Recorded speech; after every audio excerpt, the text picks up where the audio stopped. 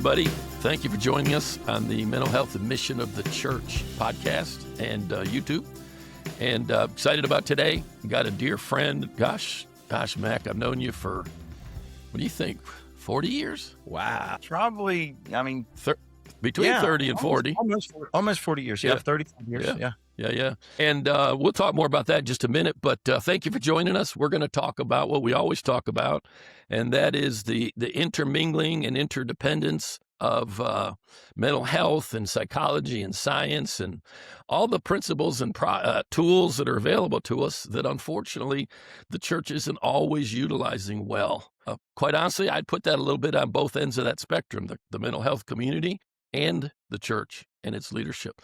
And we just kind of want to move the ball down the field, do our best to not offend anybody unnecessarily. I don't mind offending people, but I don't want to do it unnecessarily. Let me just read something I thought about earlier when I was thinking about this, Mac. I wanted to read it because I just wanted to come out pretty much the way it hit me. Mac and I both work with leaders. We travel and do training and other things, but we're there in the room with the leaders to accomplish different objectives. Mac is a brilliant strategist on multiplying leaders, building leaders, training leaders, equipping leaders. I, on the other hand, am not very good at any of those things.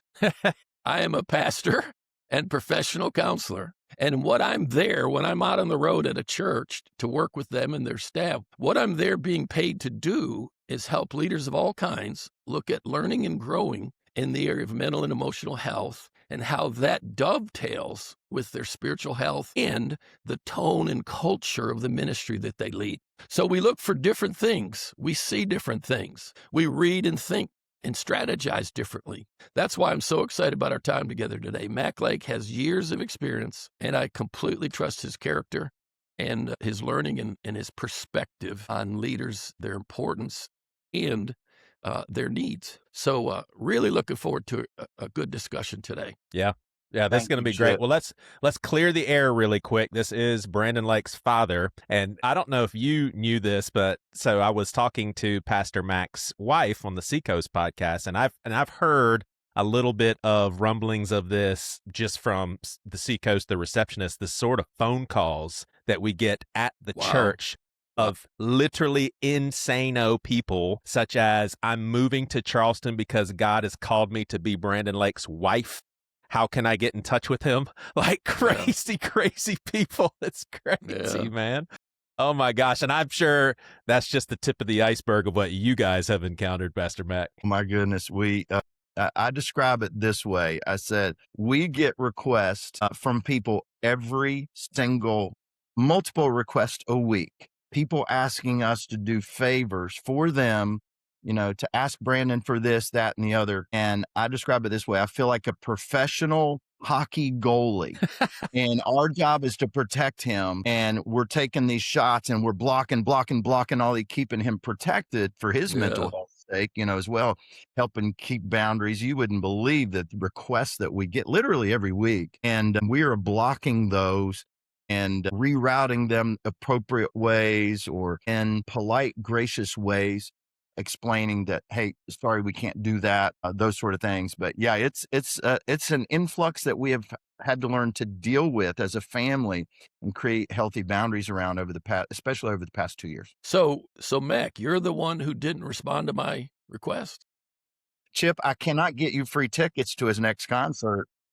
Now that you could do. Come on now. You could do that. No. This is the truth. I have had family members from around the country text me, hey, Mac, I saw Brandon's going to be in such city. Yeah. We'd love to get tickets and we'd love to go backstage and meet him. And we tell them no. Now we have a scripted way we tell them no.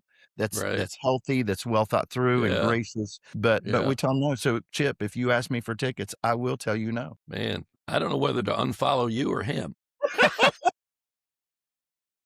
Do you guys? Well, let me say this, Joey. Let me say this. I've known Brandon as long as I've known Mac, and for all you people out there, Brandon is the real deal. He is a good kid, and like I said, I've known him since he was, I don't know, Mac, 6, 8, 10, somewhere in there. 6 years old, and just a good, solid kid. He's the real deal. Trust me, he's the real deal. And I would say to the listeners, don't ask things of him. Yeah.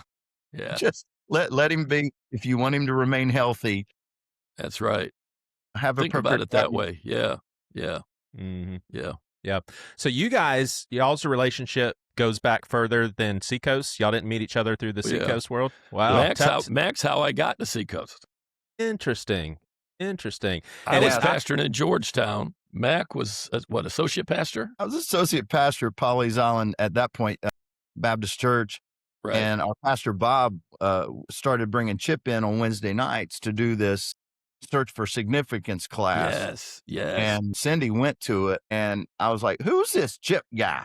Who is he? Georgetown sounds a little crazy to me. I had my guard up against Chip at first. Yeah, he did, man. And you could see it a mile away. A good old Baptist boy with the charismatic, it was like, I can't trust him, Yeah. And so Cindy started going to his course and it absolutely transformed her. And then somehow we started talking and built a friendship. And now Chip, I consider Chip, one of my dearest friends. Yeah, Mac went from there and planted a church in, what's that area? Myrtle Beach, Carolina Forest, yeah. Carolina Forest. If you remember the big fire, last year or the year before? I think 2 years ago, yeah. Yeah, his church was right there in the middle of all that. And so Joey, at this point, I got to know Chip really well, and my trust level with him was extremely high. And just something about, how there's some people you connect soul to soul. That's been my relationship with Chip. And so I would call him when I came to Seacoast, and I started. I forgot the name. All Access Internship. That's what it was. Yeah. And I'd call Chip and say, hey, I want you to come down and spend 3 hours with our interns. And he would say, well, what do you want me to talk about? I don't care. I would say, I don't care what you talk about. I just want you to come mess with their minds. And he would come down and he would meet with them. And by the time he left, their heads were spinning. Yeah. Hey, that's what you call trust, when you actually want someone to come and, quote, mess with their minds. Yeah. Because it'll be some good messing. Most of them were younger people. There were some that weren't, which surprised me a little bit. But it was fun. It was fun to get them thinking about different aspects of their makeup, but also how it impacted their journey with God. And it was pretty cool. It was definitely pretty cool. I loved hearing from your wife, Cindy. She said that when you were talking to Pastor Greg and he was trying to get to know your heart, and he actually asked you, hey, why don't you come to Seacoast and work here? You thought he was kidding. That's what she said. You thought he was joking with you.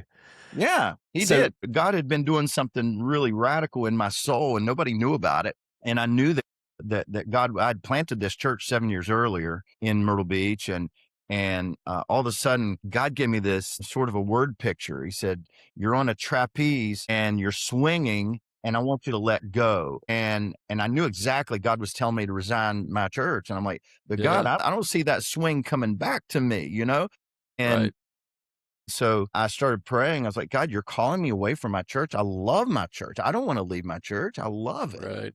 Right. And it set me on a journey. And so, Joey, what I did is I wrote down the names of 7 men that I needed to seek counsel from, and just say, hey, man, I'm thinking about leaving my church, but I don't know. I don't have a reason why, but I feel like God's calling me away. And so the 6th man that I met with, and I was going to do this over 30 days. On day 29, I met with Reggie McNeil, who's been a mentor for years. Yep. And I said, Reggie, I'm wrestling with this. I explained it to him. I said, over the past 30 days or 29 days, God's put a job description in my heart. It's called Leadership Development Pastor. I've never heard of that, but I feel like that's what I'm called to do. And I feel like I'm supposed to stay in the Southeast, but I mean, who in the world's looking for a leadership development pastor? And he said, have you talked to Greg Surratt? And I said, no. I said, I've only met Greg once. He doesn't know me. And I said, and what's the odds of Greg Surratt offering me a job doing leadership development? And he said, well, you need to talk to him. I said, well, actually, Greg is my 7th man, and I've got lunch with him tomorrow. Wow. So, Joey, I go to Dog and Duck, and I'm sitting there with Greg. Dog and Duck, baby. Conversation to Dog and Duck. And I'm saying, yeah, Greg, I want to meet with you because I'm really wrestling with some things, trying to make some decisions. And he said, come work for me. And I started laughing at him, and I ignored him. And I said, so anyway, and I just kept talking. 10 minutes later, he interrupted me, and he said, hey, listen, I'm serious. I want you to come work for me. He said, the first time I met you, I knew you were supposed to come here one day. I want you to come work for me. Really? And I said, well, what would you want me to do? He said, I don't know. What do you want to do? I opened up my journal. I slid it across the table to him, and I had a job description written for leadership development pastor. And he read it and he went, do you know what's going on here?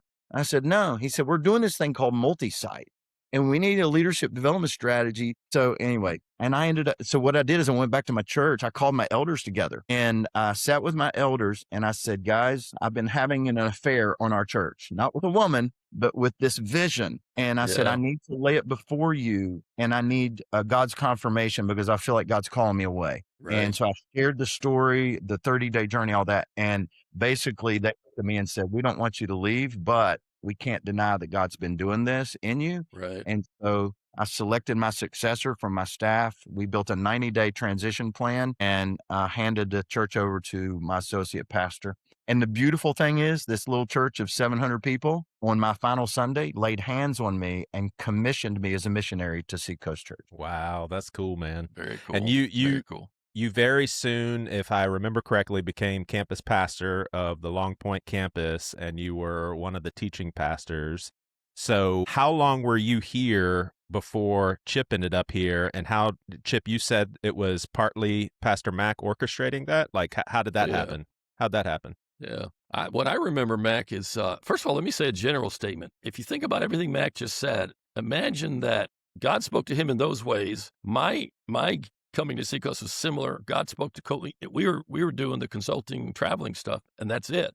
And it was wonderful. We were the freest we'd ever been. And praying one day, I felt like God said, would you give up your freedom if I asked you to? So we knew we were going back on staff somewhere. And I thought it was another church that, honestly, I didn't want to go on staff at. And so I was kind of leaning, kind of looking around for that. Well, Mac, I think it was before that actually happened, but Mac called me and asked me, I think you were having a staff member was having some issues. And for the first thing I think you did was have me come in for that. Mm-hmm. Would you meet with so-and-so? Yeah, I remember. And I did. That. Yeah. And then the intern program and things like that. Well, in the midst of it, he invited me, got me invited to the leadership team, the executive leadership team. I never met Greg, never been to church there, nothing.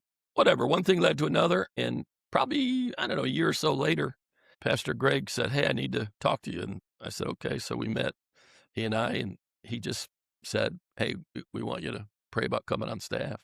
And I just busted out crying. I'm kind of like that because I knew that was the fulfillment of what God had said. And I was so honored. I was probably intimidated a certain amount. Yeah. And then Mac up and leaves. So yeah, I left just before you got there. Yeah. Yeah. Wow. Okay. Yeah. So, yeah. And it's interesting that if Mac hadn't left his church and come to Seacoast, I doubt he'd be doing what he's doing right now. Absolutely. And if Mac had not invited me to Seacoast and God worked it out for me to be on staff at Seacoast, I probably wouldn't be doing what I'm doing right now to the extent that I am. And it's just fascinating how God like interweaves this stuff. And I mean, again, not to any credit of ours, just the grace and kindness of God. But, forgive me, Mac, for pulling you into this, but, two guys that kind of want to do what God's leading them to do and are listening and are willing to make changes and adjustments if that's what God wants. Crazy thing, I'll never forget, we were driving down Long Point Road here in Mount Pleasant. We had just moved here. Yeah. And hadn't even had day one on staff yet. And we're driving over to the church, and God just whispered in my soul and said, you're not going to be here forever. I'm bringing you here to get a doctorate degree, not literally, but I'm going to give you a doctorate degree in leadership development. Right. And so that floored me because everywhere else I had gone, I thought I'm going to be there my whole life. But when I got here, when I got sick, I knew I wouldn't be there forever. Yeah. And that God was going to use it as a school for me to experiment with leadership development. And so I blew up a lot of things and experimented and dabbled and ultimately, that's where I built the leadership development ecosystem that I teach other churches and now businesses as well. And so a lot of courses came out of that, but it came from a season, honestly, Chip, that felt like a season of failure for me. Yeah. Yeah. Oh, no criticism of the community intended. I pastored in Georgetown. If you've been to Georgetown, it's not exactly the dream community you'd want to spend your life in. I grew up in Buffalo, so I was used to big city life. The bottom line is I was on paper the pastor for 24 years and started to travel in there somewhat. But here's the point. Everything I teach, I learned there. Wow. Yeah.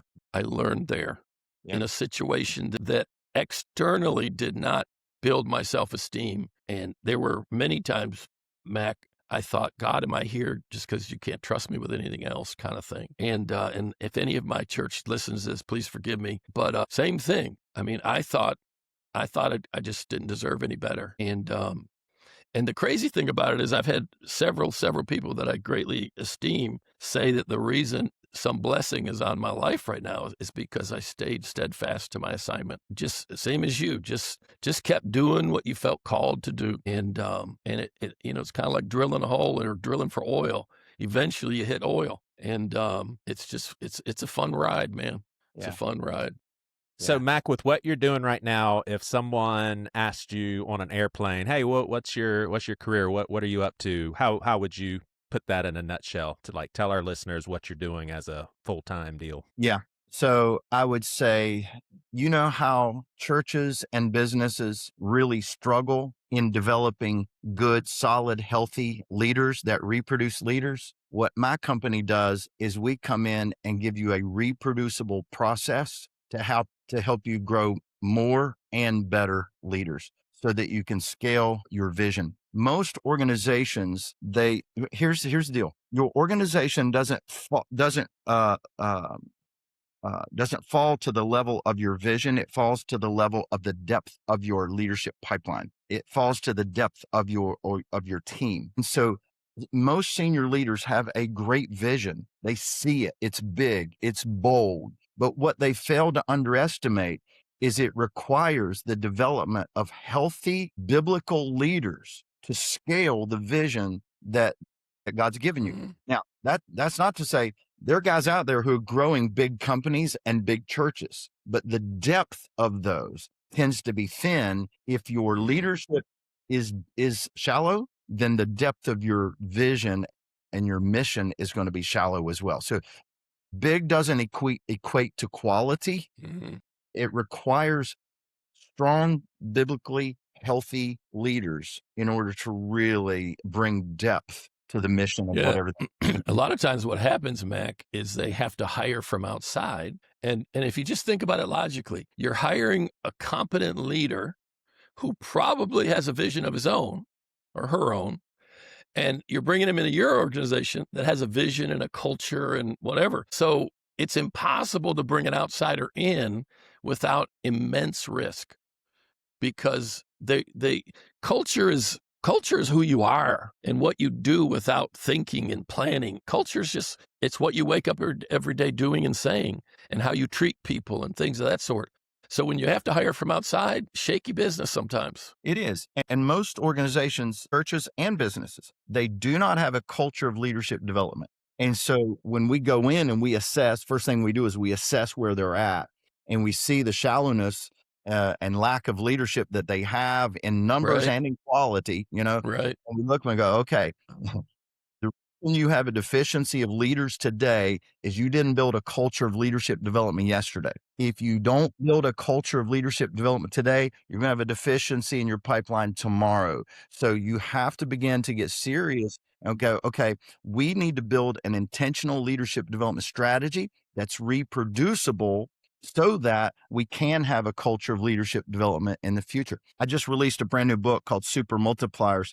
And Chip, the whole book is about how to be, it's a 2 Timothy 2:2 concept, but what I do, every chapter is built on the leadership behaviors of Jesus. And so what the book is saying is it's not good enough to just develop a leader. If you look at leaders, here's what you see. You got 4 categories. Some people wear the leadership role, but they're doers. They're not leading it. They're not leading. They're doing everything.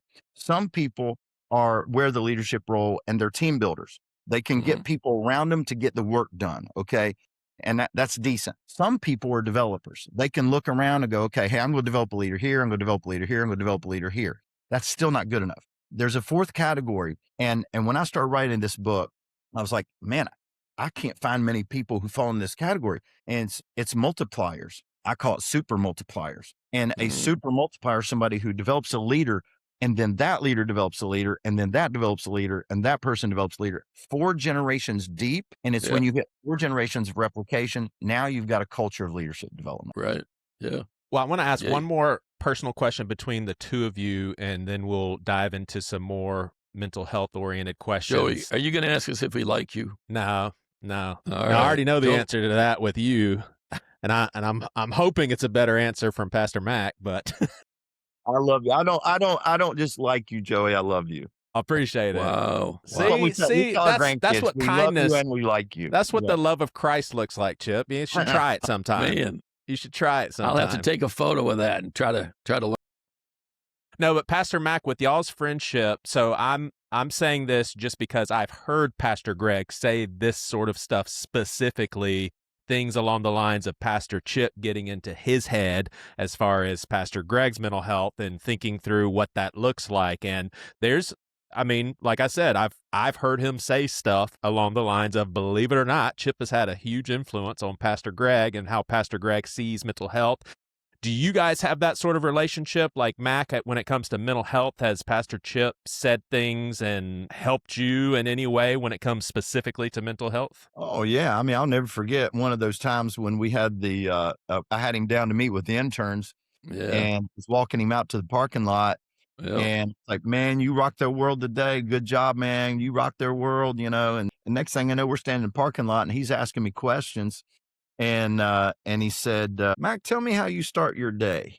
And I said, well, man, I wake up in the morning, I fall to my knees and I surrender myself to God and just say, you fill me and use me today. And I gave that answer. And he said, all right, you're doing it wrong. I was like, what do you mean I'm doing it wrong? He said, why did God create you? And I said, he created me to serve him and to worship him. No, you're wrong. And I was so confused. And he said, no, he created you to love you. And I want you to change the way you start your day. I want you to wake up in the morning. And the first thing I want you to do is I want you to receive the love of God, because you cannot give something that you have not received. Yeah. And so that was a radical paradigm shift for me. And so, that was a massive impact on me. What's interesting, Mac, I don't think you'd mind me sharing this. The way that conversation started is you said, I love what I do. I'm enjoying the game. I feel like I'm having influence and impact. And then you said this, so why aren't I happy? You remember that?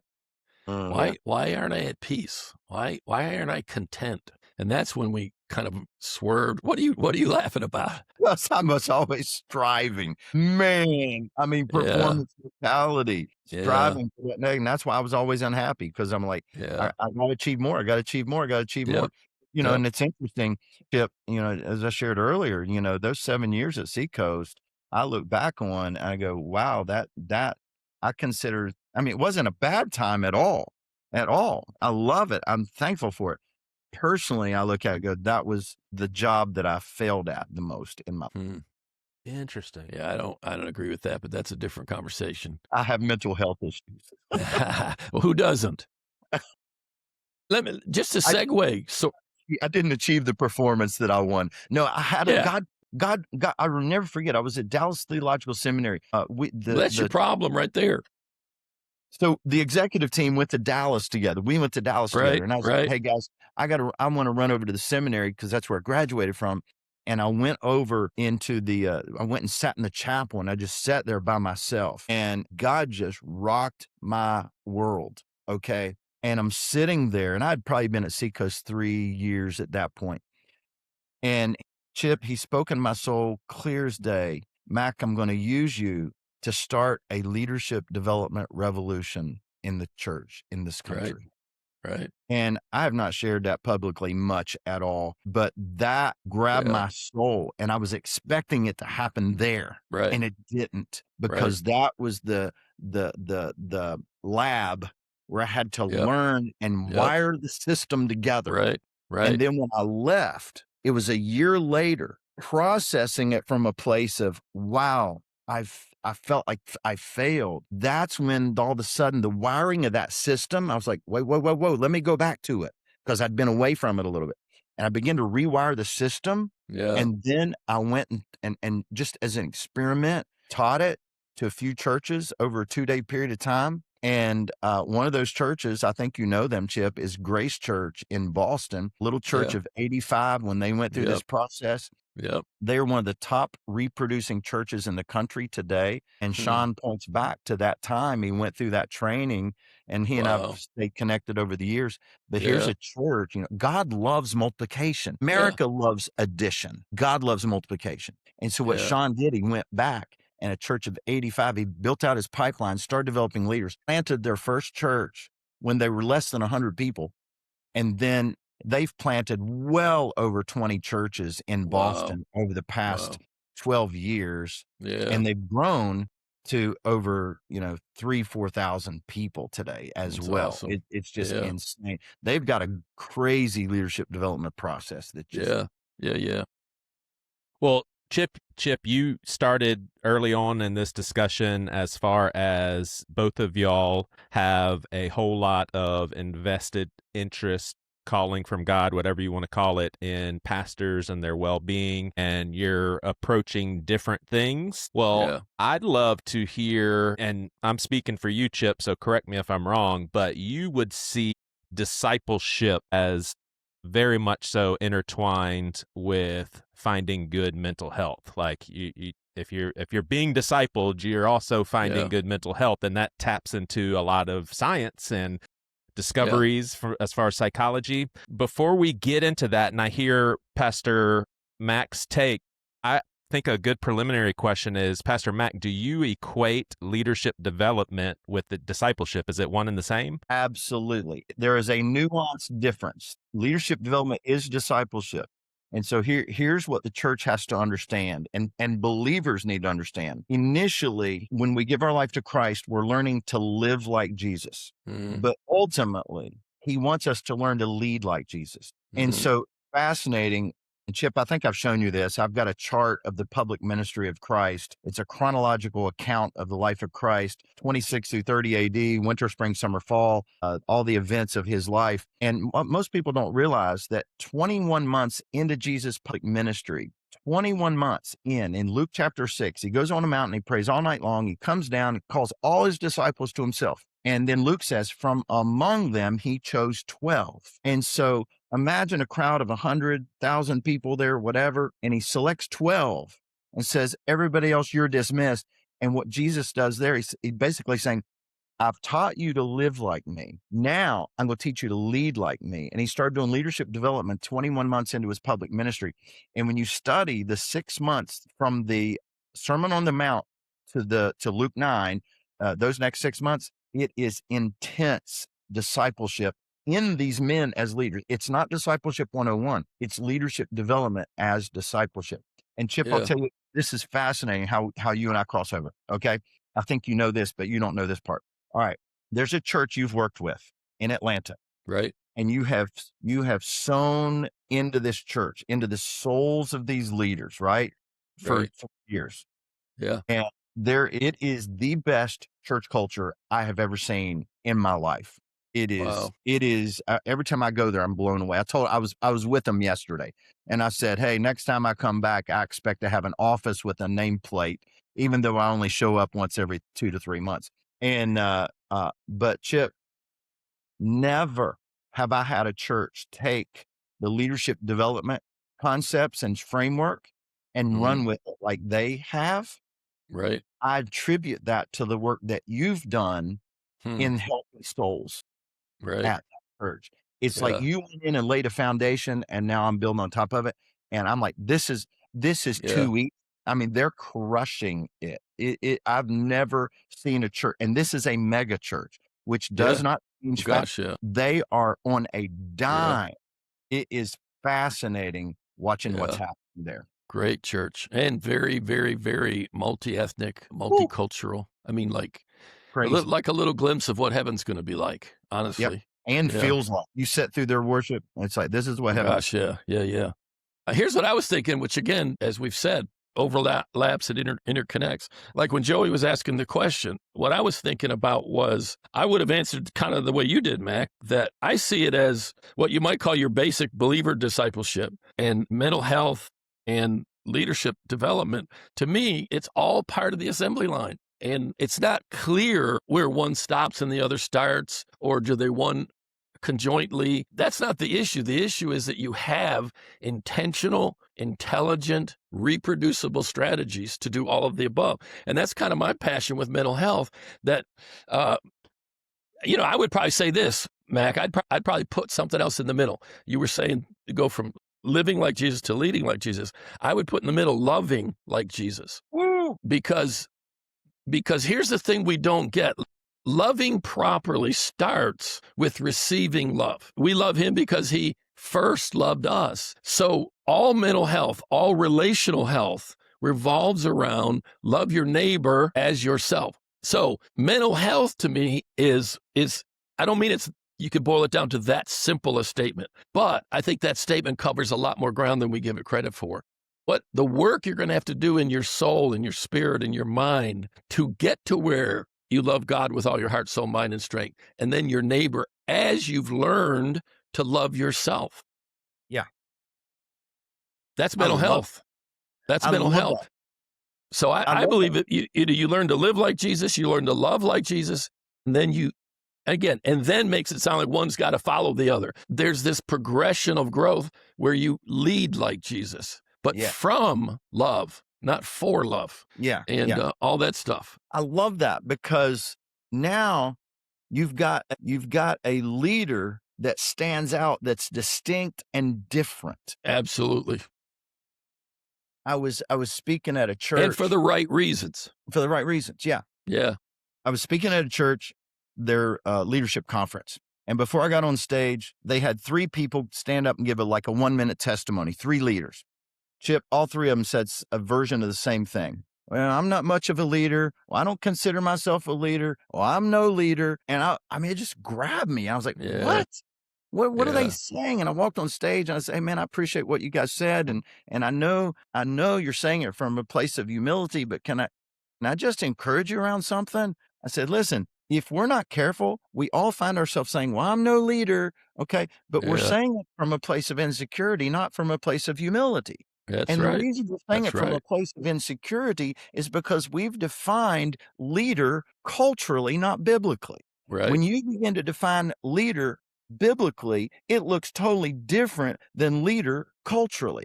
And this is why I believe in John chapter 7, I believe it is, Jesus' brothers are sort of being sarcastic, and they're going, hey, we're going down to Jerusalem. It's near the end of Jesus' life. We're going down to Jerusalem. Why don't you go, man? You say you're the Messiah. Come on, go show yourself. Go show yourself to the people. And then John makes note, they did not believe in who he was. They didn't believe he was the Messiah. And I'm meeting with I disciple 3 men in leadership, and I'm meeting with these 3 men. We're discussing this passage. And one of them said, Mac, why didn't his brothers believe in him? And I said, here's why I think they didn't believe in him. Because he was claiming to be the Messiah. And in their mindset, it was a political Messiah. Yeah. And they're looking at the massive Roman Empire. And then little Israel, who's looking for a Messiah that's going to deliver them politically from Rome. And they're looking at Jesus and going, you are no Messiah. Mm-hmm. You're not rough enough. You're not tough enough. You're not tyrannical enough. You're not crude enough. You're not brutal. There's no way you're going to start a revolution. There's no way that you could bring that big of a transformation because you're not that kind of leader. And what they misunderstood, they were looking at the Herods of the world, at the Caesars of the world. They were looking at Herod Antipas, who created a leadership culture in Galilee. And they're going, there's no way you could be a Messiah because you couldn't stand up against these guys. Look what they did to John the Baptist. You think you're going to overthrow, you're too loving, you're too kind. Yeah. And what we fail to understand is what Moody said. We fail to understand what God can do through a man who's totally surrendered to him and learns to lead like Jesus. That's why I'm so passionate about leadership development, because when you surrender yourself, not just to living like Jesus, loving like Jesus, but leading like Jesus, the things that God can do through you is just immeasurable. Let me ask you a question I was going to ask you a little bit ago, Matt. When we were talking about you and your journey and talked about, your experience that you and I had in the parking lot and all, just the bottom line is some of your journey that would fall in our area of mental health and the mission of the church. As you think about all the leaders you deal with, how many, what percentage, however you want to answer it, what would you say the state of leaders is in the sense of mental health? Not how many of them need to be institutionalized, but I'm talking about they deal with life inhibiting issues that affect their confidence, their joy, their restfulness. You know Yeah. what I'm trying to say. Where would you say we're at? I think a lot of Christian leaders are still in that striving performance mentality, Right. which has to be combated with a grace mentality. And that's hard for leaders. Absolutely. It's really, Yeah. really hard for leaders. And I would say that many leaders I run into, knowingly or unknowingly, are leading from a place of insecurity. Right. And what I've noticed is that when your identity is too tightly tied into your ministry, Right. you finding your identity in your ministry, then you need your ministry. You become a consumer of your ministry because now I need my ministry to fuel my identity. Right. Right. My ministry has to thrive and hit certain numbers and achieve certain metrics in order for me to feel good about my identity. And that's a difficult thing to be freed from. Yeah. And as a business leader, as an owner, as a pastor, we're looking at these metrics and somehow our identity gets meshed into it. Yeah. And that's You know what's challenge. crazy, Mac? I would disagree with one word you use. That's a difficult thing to deal with. It isn't. It isn't. It isn't a difficult thing. Explain They yourself. just don't slow down to do it. Yeah. They just don't slow down to do it. Honestly, Mac, I've been doing this over 40 years. It isn't that difficult. And all right, so I agree. We have to go before God and sit before God and deal with it. Here this No, you're morning. probably going to need help. And sometimes, you need help, need a community around you or professional help. But it's Absolutely. interesting. This morning I was studying where Jesus cleansed the temple. Yeah. And in this passage in John chapter 2, let me find it real quick. But in John chapter 2, Jesus goes into the temple. There are two cleansings of the temple. There's one at the beginning of his ministry. There's one at the end of his ministry.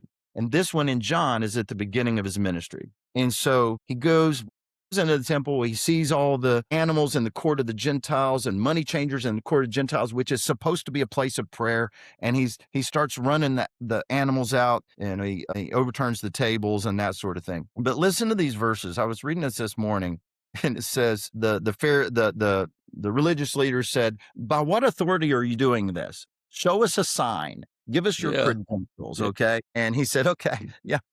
Well, destroy this temple and I'll rebuild it in 3 days." Yeah. They didn't have a clue what that meant, okay? No.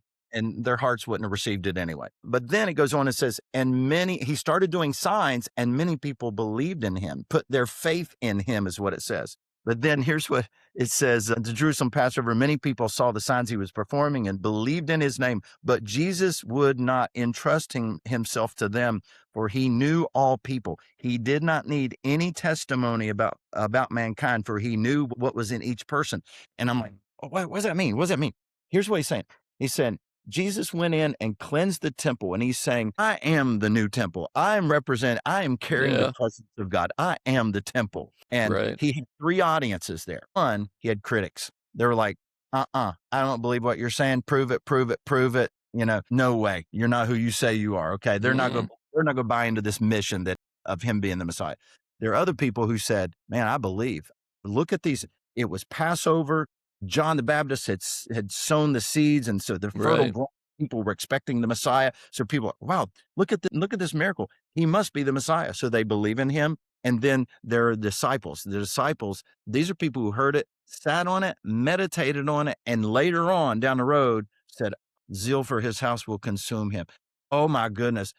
Tear down the temple, rebuild on 3 days. That's his resurrection. And so three categories of people. But I love it. It says, did not put his faith in them. Right. They put their faith in him. So there's critics, there's fans, there's disciples. Right. Fans put their faith in him, but he did not put his faith in them because he knew their faith was fickle. It wasn't built on the right thing. And so as I'm looking at this, I'm like, oh my gosh, whatever the mission is that God has given you as a pastor, as a business owner, whatever the mission is, Mm, I have to walk in security in my identity in who Christ has called me to be and what Christ has called me to do. Because if I don't, I will be moved by the emotional whims of those around me. right, The right. quicks and the fans. I can't, so what it says, Jesus knew the human heart, condition of the human heart.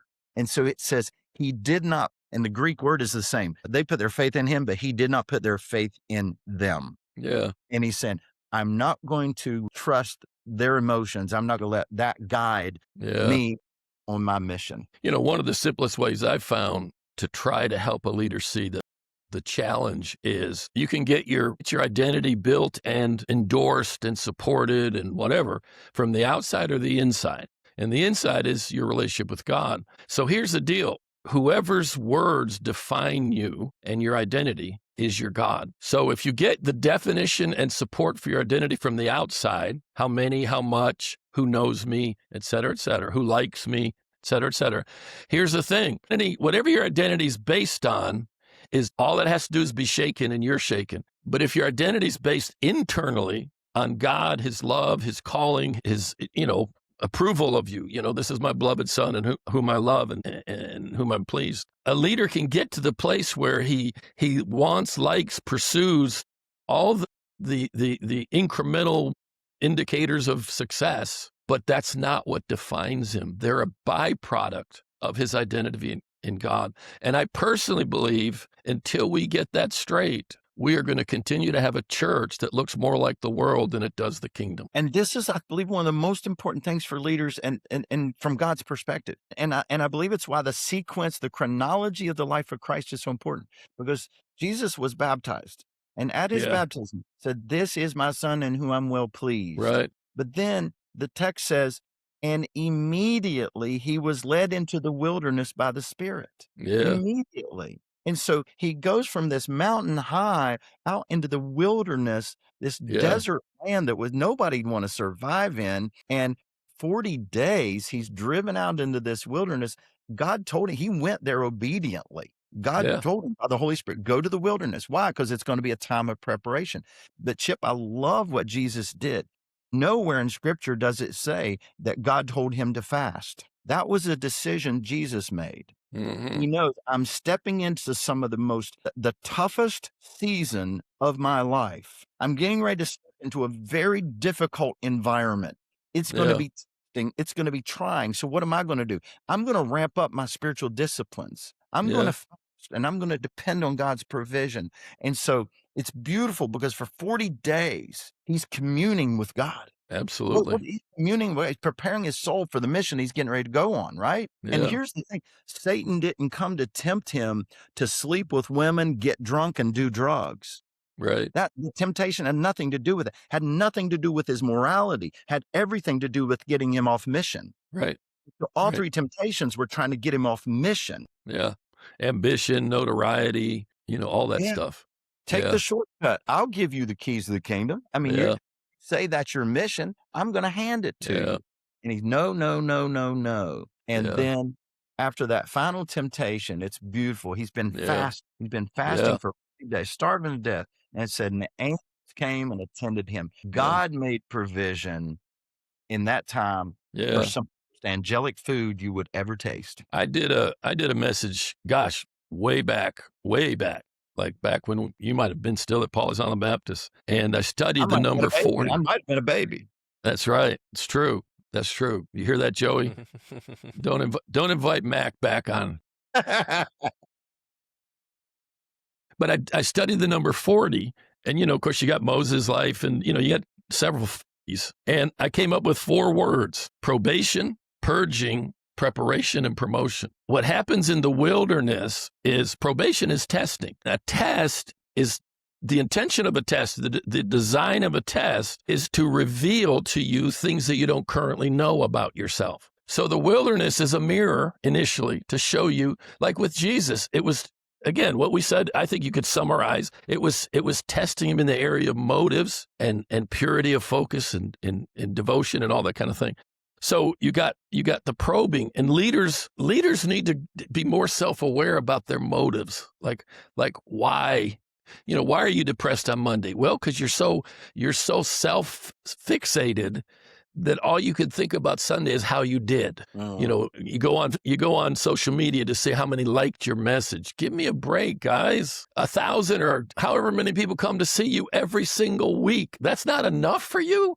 That's a glaring indication that you have insecurity issues you haven't dealt with yet, which is just part of the job. No, it's not. No, it's not. Stop. So you got purging and then you got pruning. What does that mean? That's the process of dealing with that stuff, of allowing God to lead you to the right people, the right sources, the right whatever, and deal with your soul wounds that are keeping you from receiving and resting in God's provision, God's love, God's acceptance, God's approval, and then preparation and promotion for what's next for you. And I find, Mac, that leaders, number one, we're not encouraging them to do that. We don't. It's not a part of the public culture presentation of the church at large. Hey, leaders, you need to be given top priority to your health. And when we say health, we don't mean your heart rate and whatever. We're talking about a soul that functions the way God intended for it to function.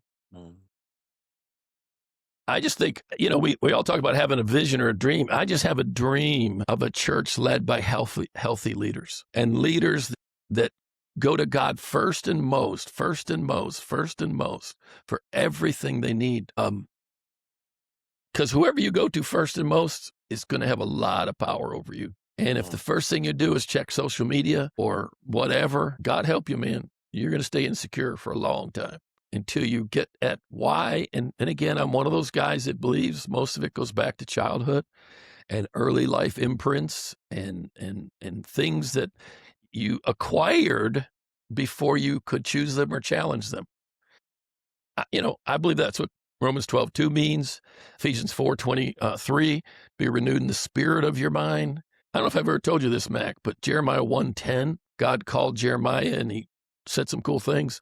Well, in verse 10, he kind of, again, is kind of amplifying his calling, and he says I've set you over kingdoms and nations. And then he says 6 things: to root out, pluck up, pull down, destroy, build and plant. To root up, pluck up, pull down, destroy, build and plant. What do you see automatically about those 6 things? 4 are destructive. 2 are constructive. Yeah. In my opinion, that's the perfect picture of spiritual growth.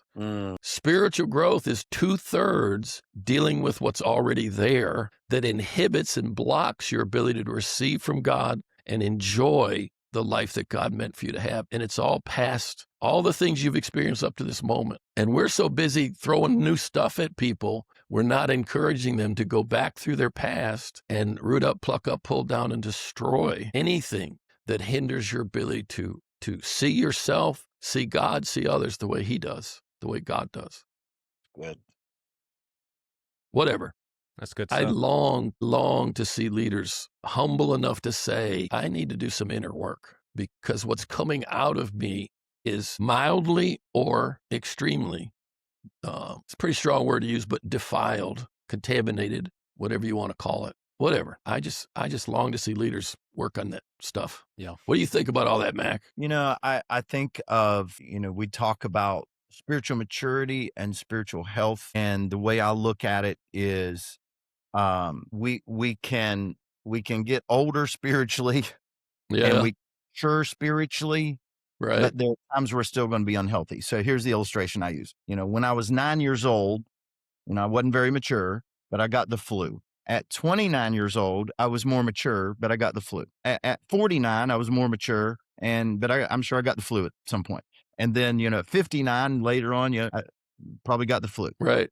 And so I'm more mature, but I still at times am unhealthy. And so it's like, I got saved when I was 9. I'm sure I had some sort of pride issue that needed to be uprooted. And then at 29, there was probably a different approach, something different, but a pride issue that needed to be dealt with. At 49, there was a pride issue that needed to be dealt with. So I'm maturing, but there are times I'm not spiritually healthy, but I am spiritually maturing. And I think if we look at it that way, it's like, okay, God, I'm more mature spiritually today than I was, last year, hopefully, but what is it where I'm not as healthy as I should be in my walk with you? Right. That'd be a good question to answer, though, Mac. Mm-hmm. What is it? And a guy like me spent his whole life studying that very question. Why can we be what we would call mature and yet not be healthy? And I don't know that you can be mature and not healthy. Yeah. I've noticed God is so patient in the way he works with us. Gosh, yeah. Yeah. And I remember 8 years ago, I started my company. I've always wanted to start a business. So Right. 8 years ago, I started a business, and I was scared to death. I mean, I resigned my job, jumped out, started this thing, not having any clue what I was doing, Right. just hoping I was, get some business so we could survive. And I remember being on the phone just before I made the decision to jump out and do this. And I was talking to one of my best friends, and I said, I'm not a businessman. And I think I said it 2 or 3 times on the call. Chip, he yelled at me, Yeah. stop saying you're not a businessman. And he Yeah. chewed me out. Right. Chewed Right. me out. Stop saying that, because what he recognized in me was a limiting belief that I didn't see Absolutely. as a limiting belief. I saw it as a Absolutely. truth. And Yeah. so it took 3 years for me to get to a point where I could say, God, I'm a businessman. Yeah. I'm a businessman. I may not be the Yeah. best businessman, but you've made me to be able to run Yeah. and grow a business. And Right. thank you for that. I didn't see myself. I just Right. thought, I'll start this thing. It's going to fail. It's going to crash, burn, and I'm going to be public. But God blessed it and grown it. And, I'm so Yeah. thankful that he's constantly putting these challenges in front of us to stretch. Absolutely. These seasons where he's shaping you, shaping the way you see yourself, uprooting limiting beliefs, uprooting Absolutely. strongholds. It Yeah. just takes time. Yeah. Yeah. I'm very comfortable saying to leaders or anybody that the biggest obstacles between you and the future you want are inside of you, not outside.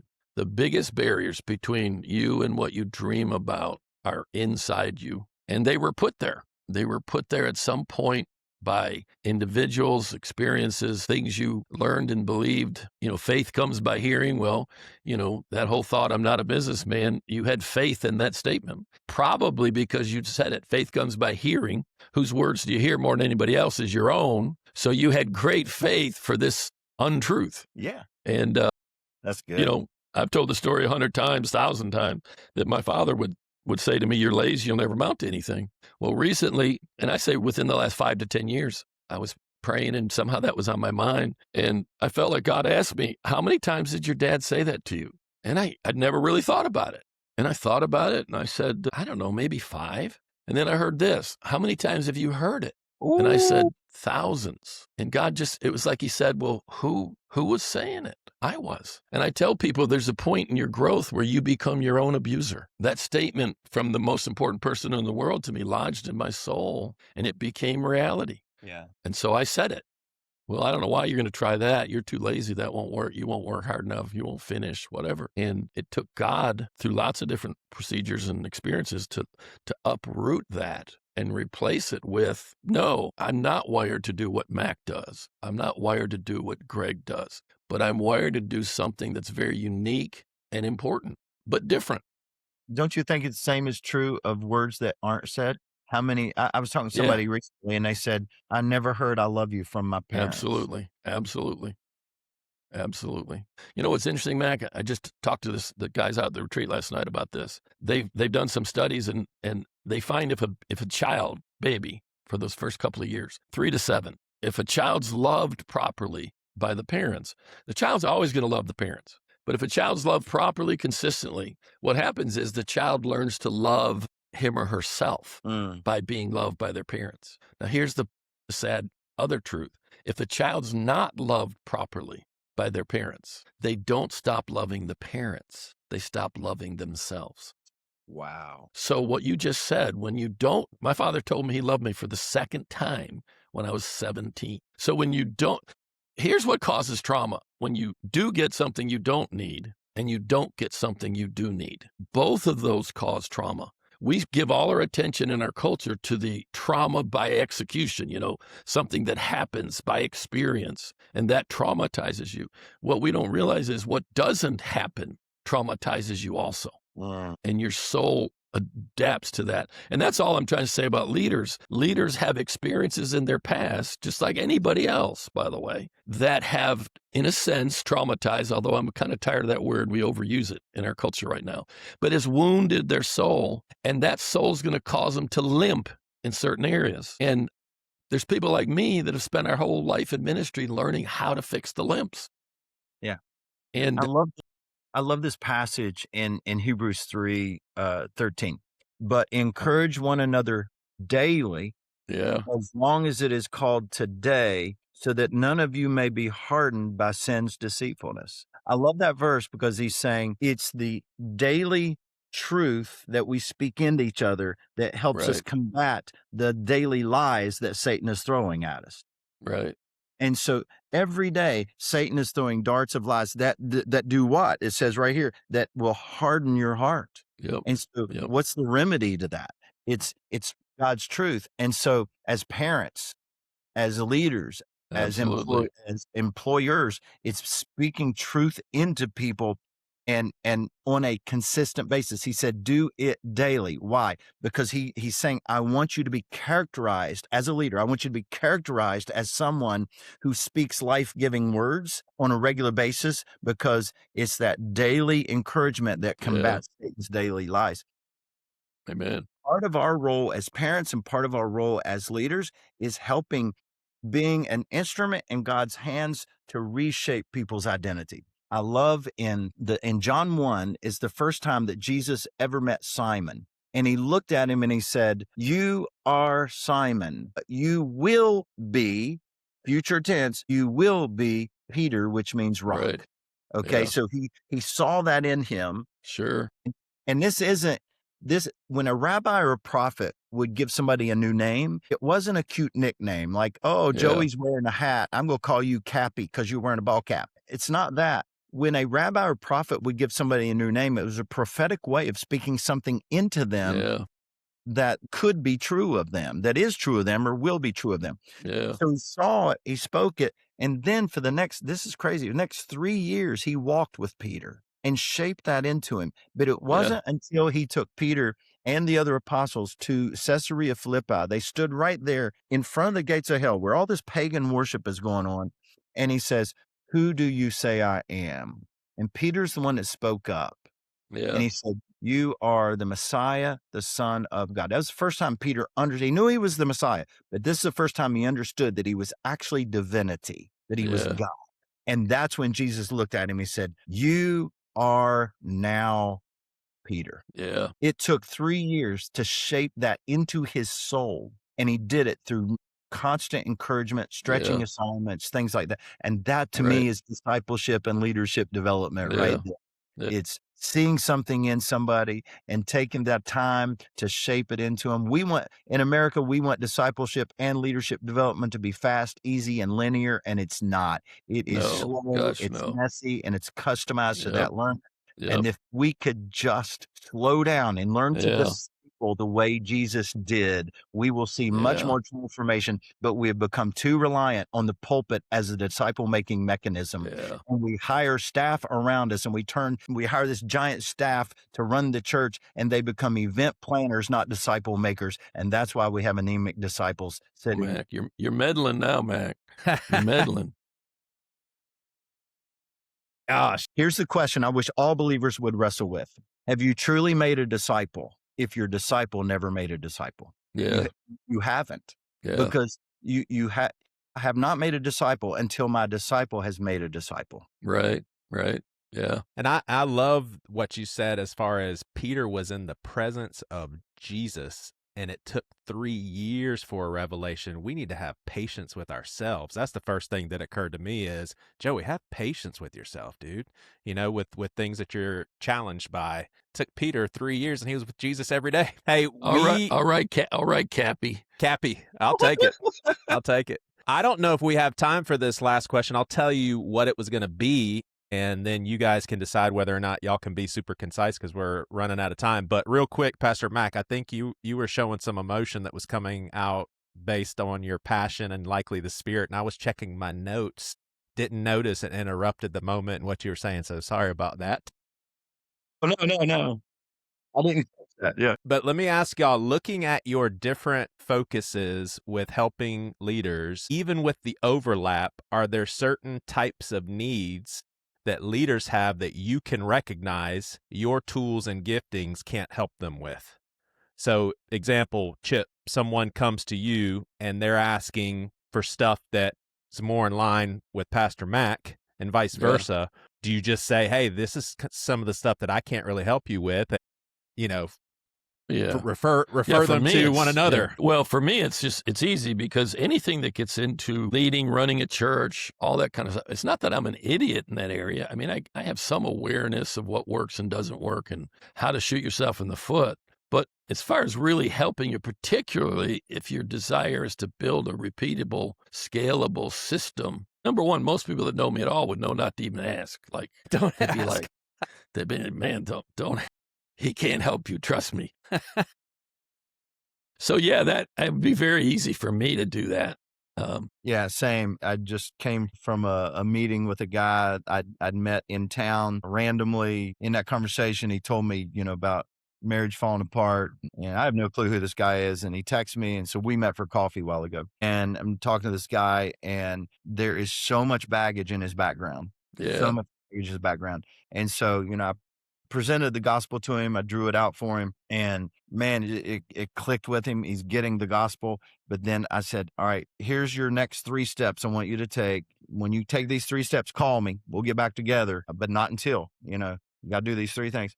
But I'm going to have to start digging deep a little bit into some past wounds, fears, insecurities, that sort of thing. And that's not my expertise. So my goal for him is to get him into a small group and with some people that could really walk with him. I walk with leaders. That's who I walk with every day.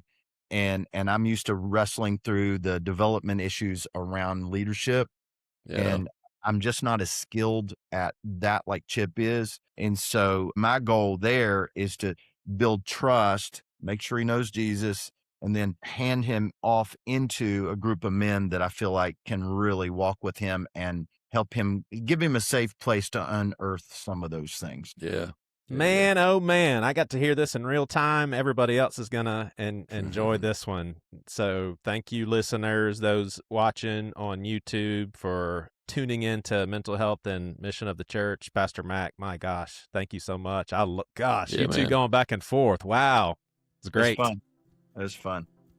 Yeah, man. Well, we just want to say thank you again for connecting with us, and subscribe, like, whether podcast or YouTube. I don't know if that works on podcast, but let your friends know. We'd love to connect with them also. But thanks for listening.